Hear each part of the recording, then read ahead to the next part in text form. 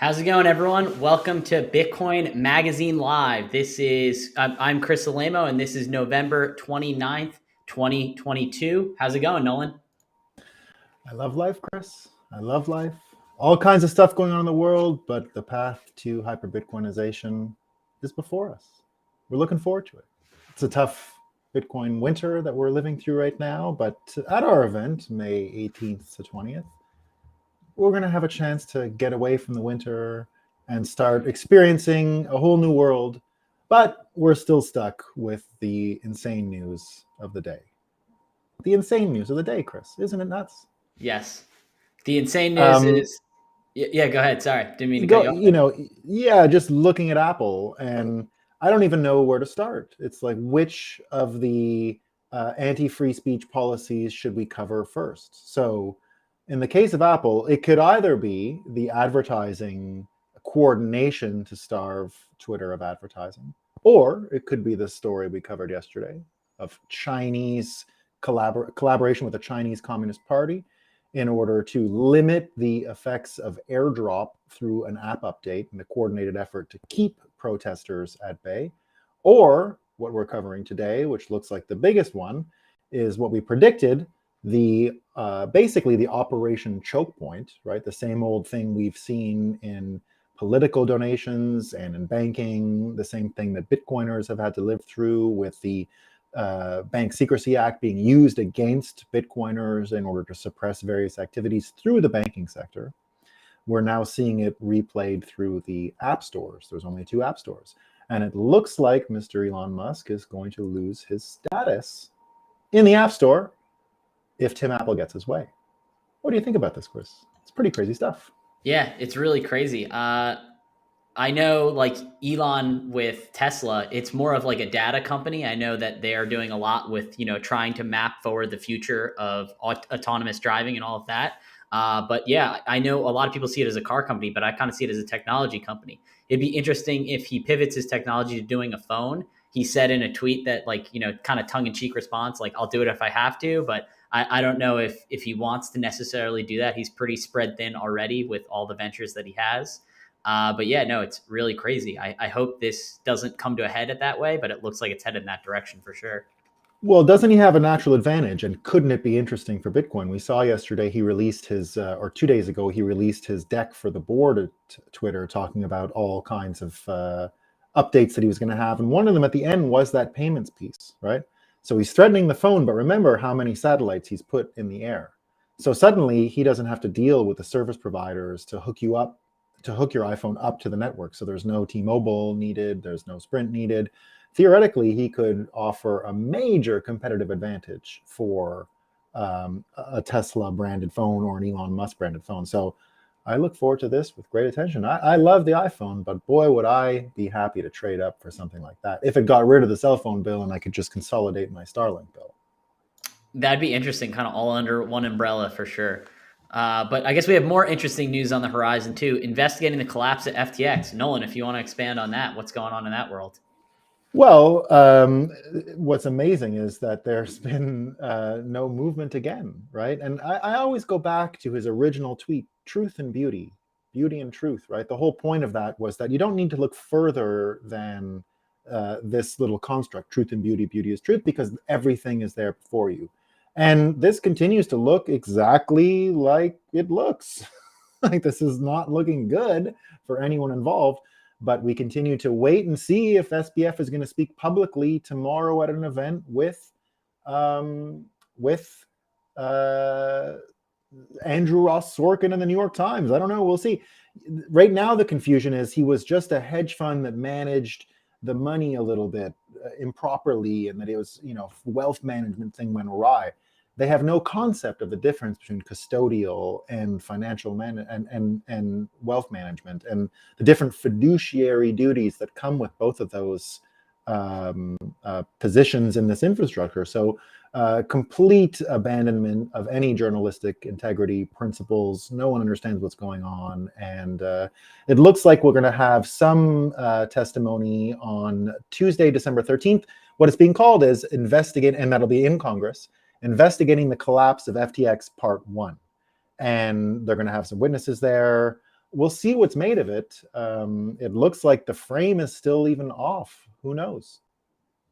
Yeah, for sure. And it's interesting. We noted that BlockFi filed for bankruptcy at the end of last week, and they are already being going through bankruptcy proceedings this morning. Whereas FTX, they went bankrupt like almost a month ago or a few weeks ago at this point, and it's going to be a couple weeks still before they have a hearing. So it's very, very interesting.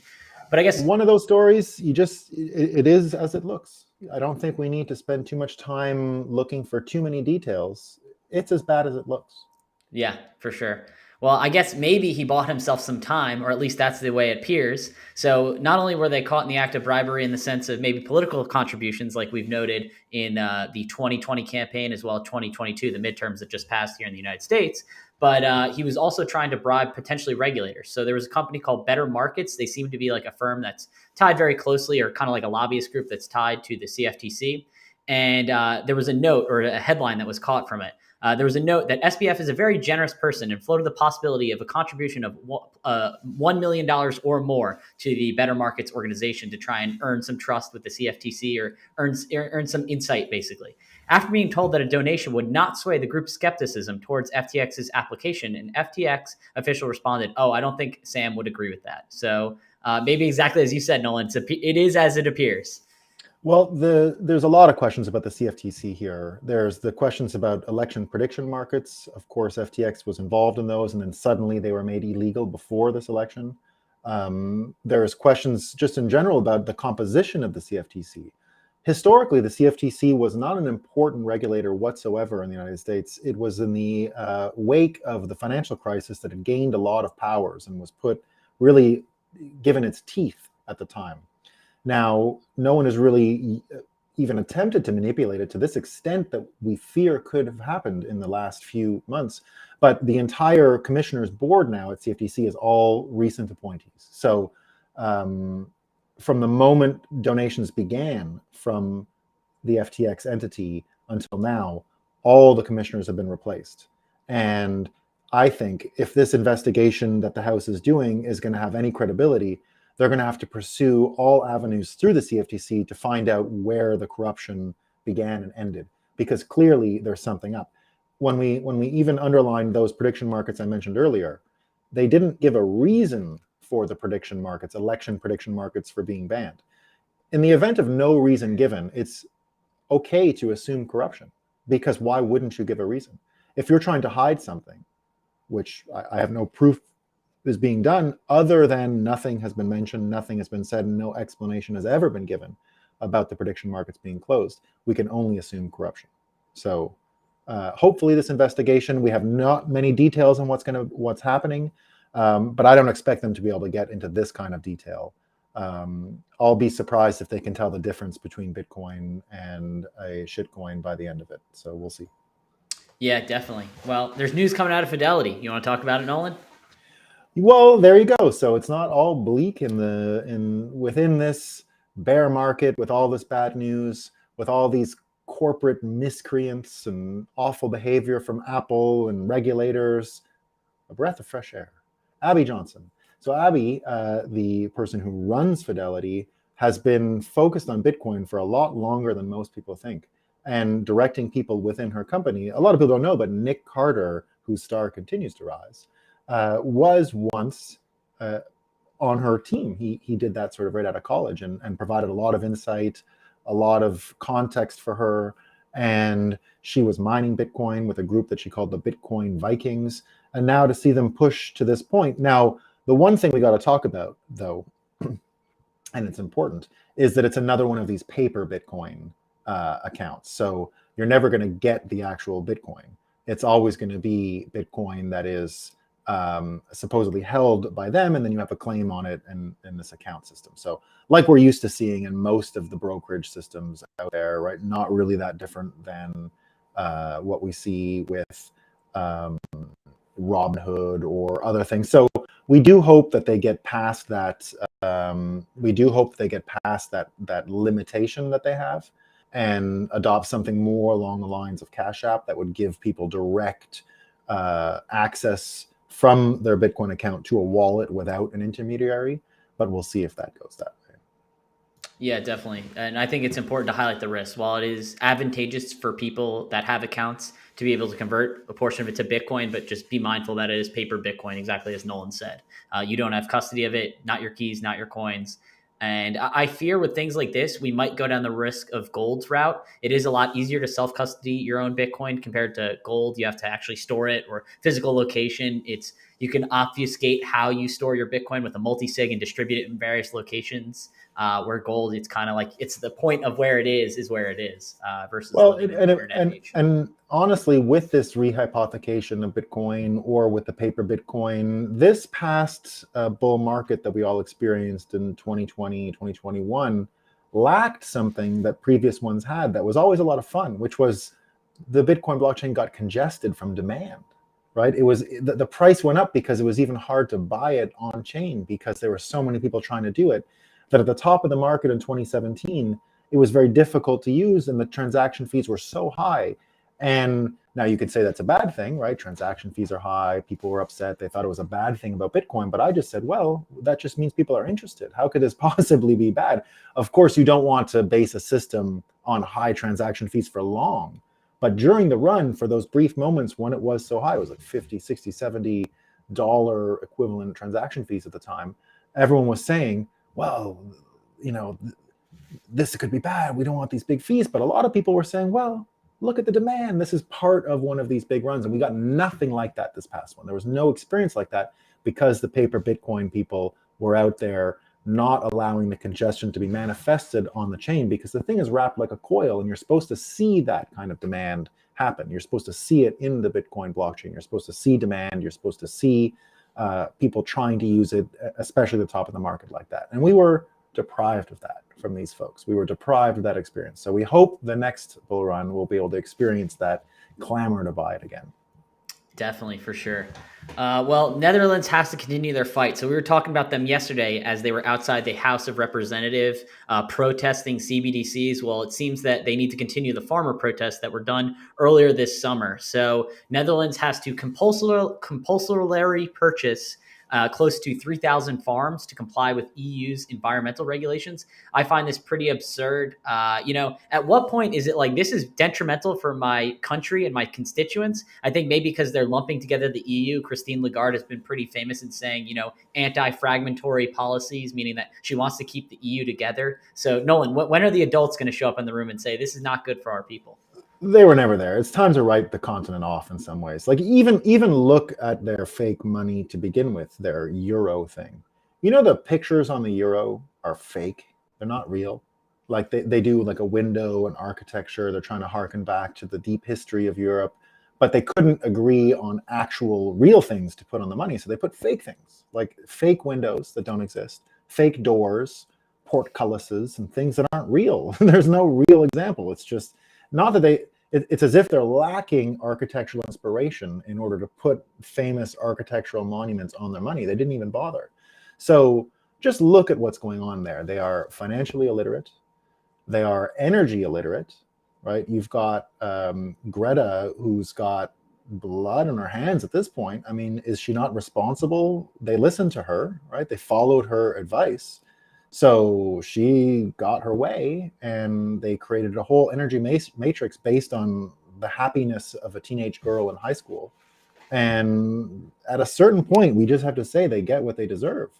If they think they can go now to be food illiterate, it was the only advantage the Europeans really had culturally over America, was their food is much better, much healthier, much better. It's not even close, right? It's one of the shames of America is the diet, the unhealthy food, the tainted food supply, all that stuff.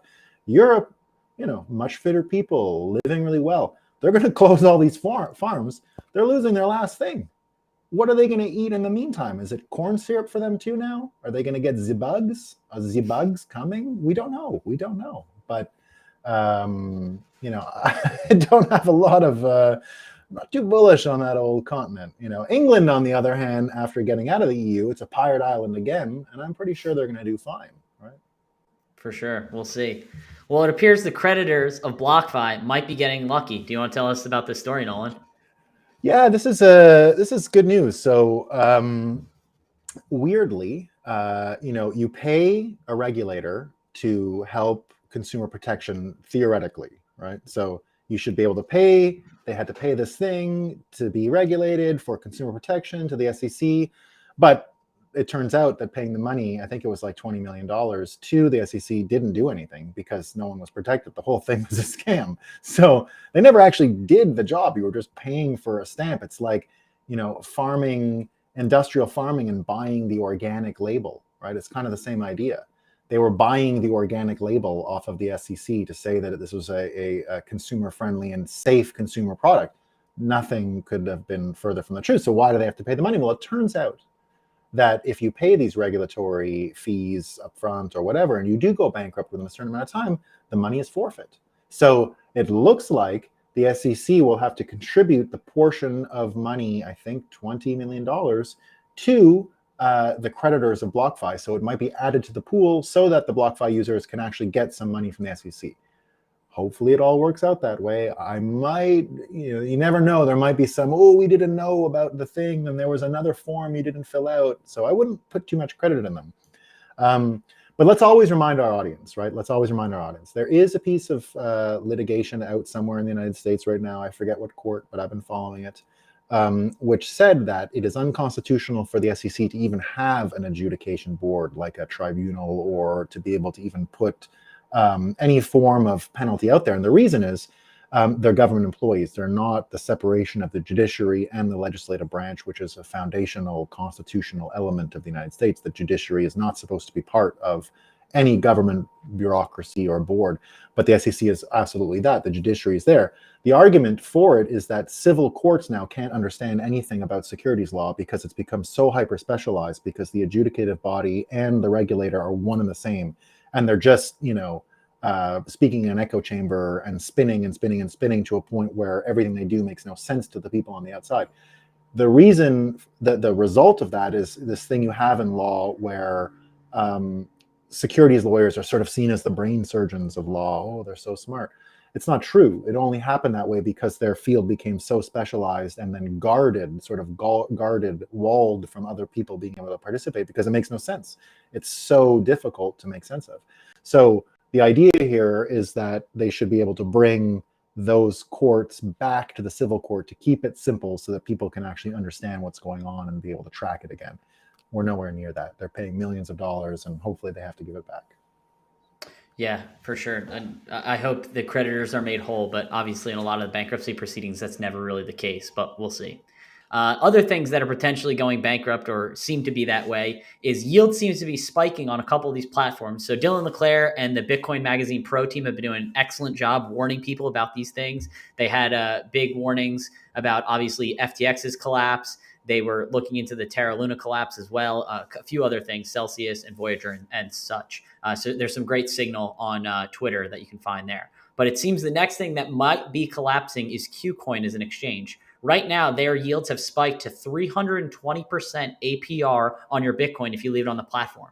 I want to caveat by this, like, you can put it on there, but if they go bankrupt, you lose your Bitcoin, like any of these things we've just seen in the recent past. So while they're trying to incentivize people to give their Bitcoin, it seems that they have a bunch of liabilities that they can't meet the offerings for. That's why they need to have Bitcoin come onto the exchange in order to make whole that whole thing.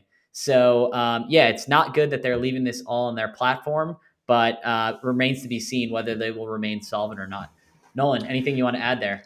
Yeah, that's that same conversation around the paper Bitcoin, right? That's the same problem that's been around for a long time. And look, one of the great things that's happening now is the contrast between holding your own coins and the clarity you get from organizing your Bitcoin life that way. And that's why you're getting so much alpha for things like Bitcoin Magazine Pro, because the point of view that we have from the outset, the worldview that's been predicted by these folks, by people in the Bitcoin space, is already more accurate. Therefore, it's easier for us to interpret what's around us. We're not getting triggered by cognitive dissonance constantly. This is sort of confirming our biases that we had already, that these things would have trouble and that you should avoid them to begin with. So we're on schedule. Unfortunately, it's a painful point of view for folks, but we'll see what happens.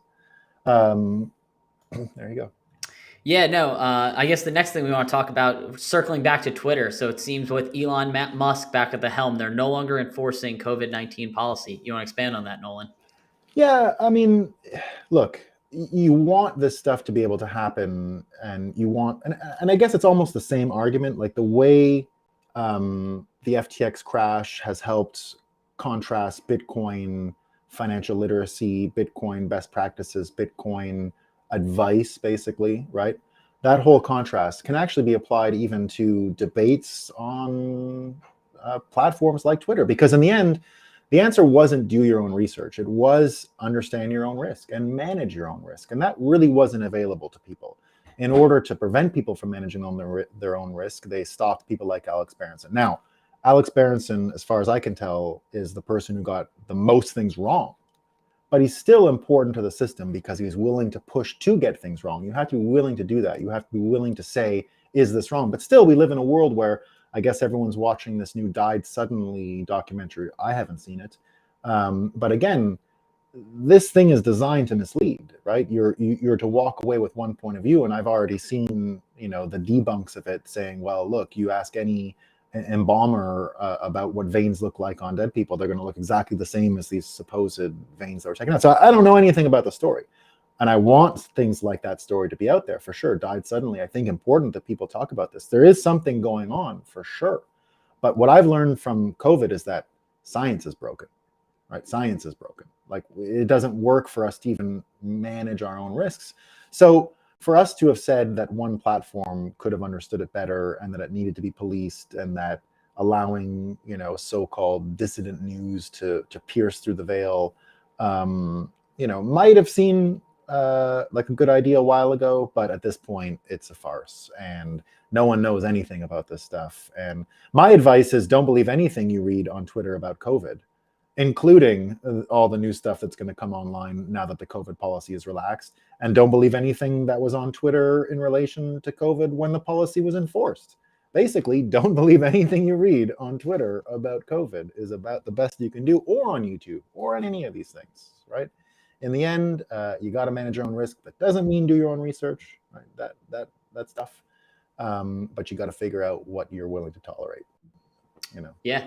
Well, one of the things you can tolerate, and you can do your own research, or at least look at it and interpret the data however you want to see fit, is by running your own node and looking the amount of Bitcoin that people are stacking. So stay humble, stack sats.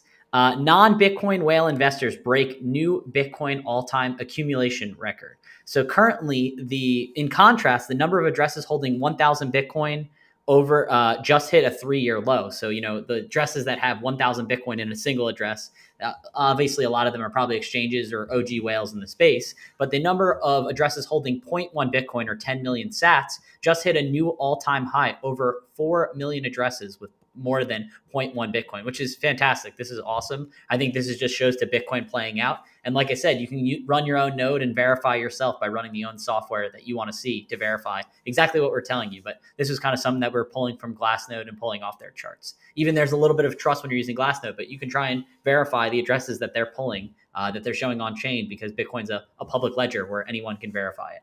Nolan, anything else you want to add there? Yeah, that's again, that confirms with this worldview that we had, that people have to go through their fiat trial by fire, let's say, before you fully adopt a sort of Bitcoin worldview. Lots of people go through this, and we're seeing a mass conversion right now of people who now organize their entire financial outlook from Bitcoin. That doesn't mean only have Bitcoin or anything like that. It means take control of your own financial life. It means have self-sovereignty, have self-custody. And that's the kind of stuff we're going to be talking about May 18th to 20th in Miami for Bitcoin 2023. That's the whole point of our show, is to make predictions like you're seeing here, that these things will happen, that people are going to migrate towards taking responsibility for their financial life, that they're going to manage their own health risks, that they're going to work on their own health care and not just allocate it to the big pharma companies. There's a whole idea out there that we kind of laugh at Mexico and some of these countries because they're controlled by cartels. Well, guess what? Their cartels don't mandate the supply going to 3-year-olds, right? So the idea that our media and that all kinds of these entities are captured by big pharma is something that we got to be conscious of. And taking Bitcoin off of an exchange and seeing it migrate this way is part of the same movement, right? It's part of taking control of your own health. It's part of taking control of your own lot in life. And that's what this is all about, right? That's what this movement is about. So we're not going to solve the problem of COVID with a Twitter fake news policy, and we're not going to solve the problems of the economy with a financial fake news policy. We're going to do it from each person taking more responsibility for themselves. And it starts with Bitcoin. It starts with your finances. It starts with your relationship with money. So Definitely. good I news love all that. around. Good news all Definitely. around. So we'd love to see you at, like, as Nolan was said, at B23 or Bitcoin Miami, May 18th through the 20th. You can use code BM Live to get 10% off your tickets. We hope to see you there. That's all for our show today. We look forward to seeing you guys tomorrow. So have a good one.